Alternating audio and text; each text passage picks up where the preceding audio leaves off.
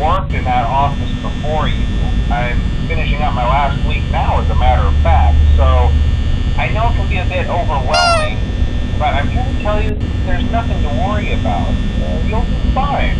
So let's just focus on getting you through your first week, okay? Let's see. First, there's an introductory greeting from the company that I'm supposed to read. It's kind of a legal thing, you know. Welcome to Freddy Fazbear's Pizza, a magical place for kids and grown-ups alike, where fantasy and fun come to life. Fazbear Entertainment is not responsible for damage to property or person.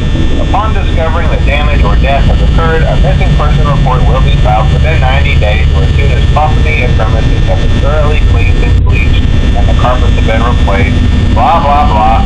Now, that might sound bad, I know, but there's really nothing to worry about. The animatronic characters here do get a bit quirky at night, but do I blame them? No. If I were forced to sing those same stupid songs for 20 years and I never got a bath, I'd probably be a bit irritable at night too. So remember, these characters hold a special place in the hearts of children and we need to show them a little respect, right? Okay. So just be aware, the characters do tend to wander a bit. They're left in some kind of free roaming mode at night. Something about their servos locking up if they get turned off for too long.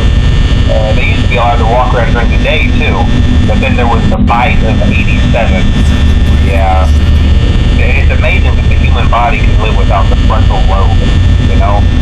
Now concerning your safety, the only real risk to you as a night watchman here, if any, is the fact that these characters, if they happen to see you after hours, probably won't recognize you as a person.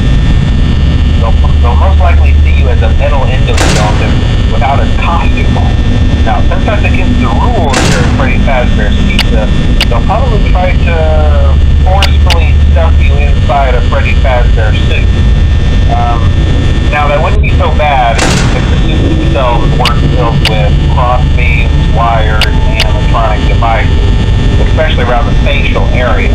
So you can imagine how having your head forcibly pressed inside one of those could cause a bit of discomfort and death. The only part of you that would likely see the light of day again would be your eyeballs and teeth pop up in front of the mask. Yeah, they don't tell you these things when you sign up. But hey, first station of the breeze. I'll chat with you tomorrow. Check those cameras and remember to close the doors only if absolutely necessary. Gotta conserve power. Alright, good night.